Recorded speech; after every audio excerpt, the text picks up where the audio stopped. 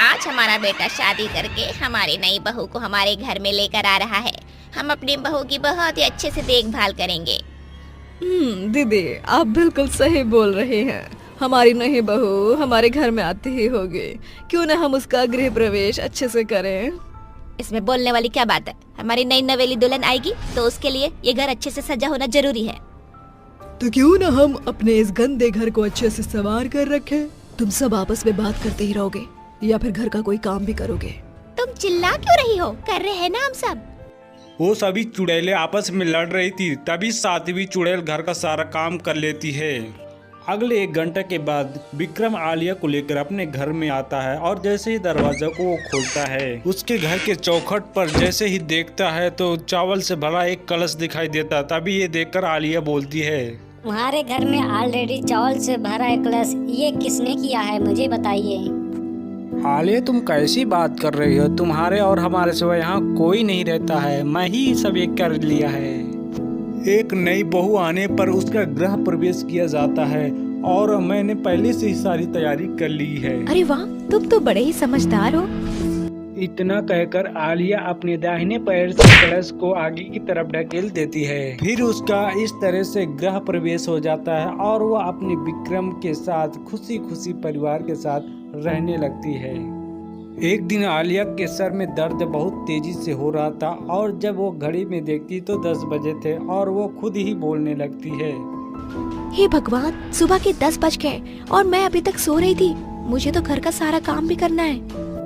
इतना कहते ही वो बाथरूम की तरफ पानी गर्म करने के लिए जाती है। जब वहाँ देखती है तो पानी ऑलरेडी गर्म ही मिलता है उसको, और ये देखकर वो चौंक जाती है और वो बोलती है, अरे पानी किसने गर्म किया होगा? क्या पता ये पानी विक्रम गर्म करके चले गए होंगे।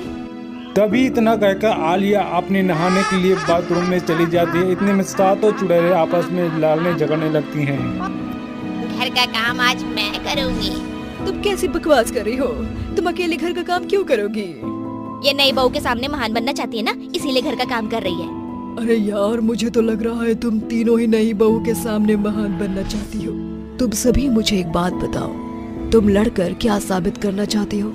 इस तरह नई बहू तुम्हारी तारीफ नहीं बल्कि बुराई करेगी। वो आपस में सभी बातें कर रही थी कि आलिया को अंदर सुनाई सारी बातें दे रही थी। उन सब चुड़ैलों की बात सुनकर आलिया थोड़ा डर जाती है और इसके बाद चुपके से दरवाजा खोलती है। जैसे दरवाजा खोलती है मगर वहाँ पर कोई नहीं रहता है। जैसे ही आलिया नहा कर आती है और अब सारे घर का काम किया हुआ देखती है तो यह डर जाती है, क्योंकि उसके घर में अजीब और गरीब हरकतें होती हैं। और ये सब देखकर वो बोलती है, आखिर इस घर में क्या है? इस घर में जरूर कुछ न कुछ तो है। इस बारे में मुझे विक्रम से बात करनी पड़ेगी।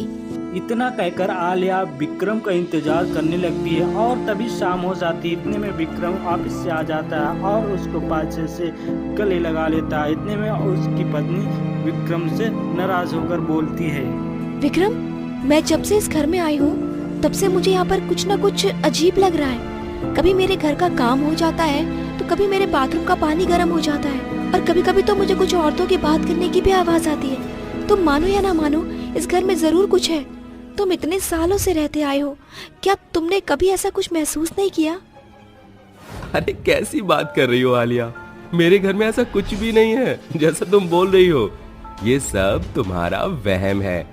नहीं विक्रम, ये मेरा वहम नहीं है। तुम भले ही मेरी बात पर विश्वास नहीं कर रहे, लेकिन मैं तुमसे वादा करती हूँ, मैं तुम्हें इस घर का राज पता लगा कर बताऊंगी, जरूर बताऊंगी। Shut up Alia. इतना कह के विक्रम वहाँ से चला जाता है और आलिया को आए न दिन कुछ न कुछ महसूस होने लगता है।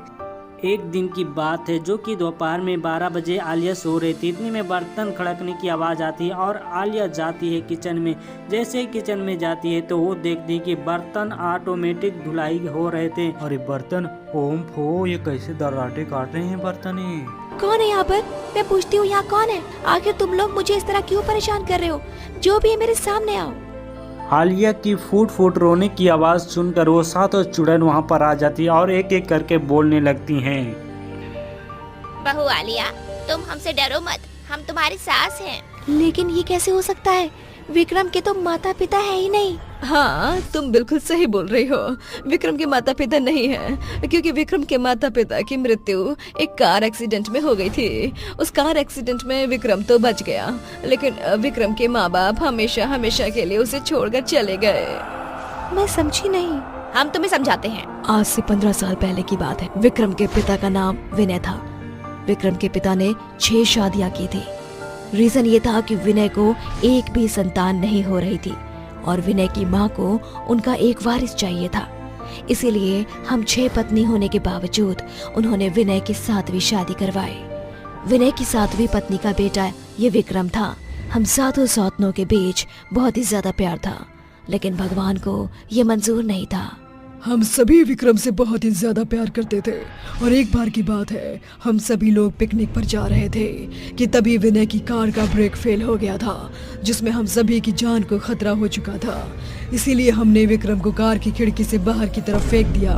उस दिन विक्रम की जान तो बच गई, लेकिन हम 7 सौतन और विनय की जान उस कार एक्सीडेंट में चली गई। हम लोगों ने उस दिन अपना शरीर तो छोड़ दिया, लेकिन हमें अपने बच्चे की फिक्र रहने लगी। इसीलिए हम सभी सौतन मुक्त नहीं हो पाए और आज तक हम सभी विक्रम का ख्याल रखते हैं। तुम्हें कोई परेशानी ना हो, इसीलिए हमने घर का काम किया, लेकिन तुम तो डर ही गई। ये सारी चीजें विक्रम को पता है? हाँ, ये सारी चीज़ें विक्रम को पता है, लेकिन उसे हमने ही मना किया था कि वो तुम्हें कुछ न बताए, क्योंकि अगर तुम्हें शुरू में ही ये बात पता चलती तो शायद तुम इस घर में कदम तक ना रखती।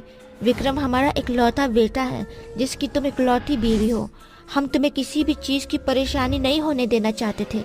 ये सब सुनकर आलिया की आंखों में आंसू आ जाता है और तभी वहीं पर विक्रम भी आ जाता है और विक्रम को देखकर उसकी पत्नी उसको गले लगा देती है। विक्रम, अगर तुम मुझे शुरू में ही ये बात बता देते तो शायद मैं कभी भी इतना डरती ही नहीं। ये सारी मेरी सास है और हम सभी एक साथ मिलकर रहेंगे। इतना सुनकर सब चुड़ैलों सासों के पैर छूती है और फिर सभी सासों को एक एक काम पकड़ा देती है और पत्नी आलिया विक्रम के साथ खुशी खुशी जीवन बिताने लगते हैं।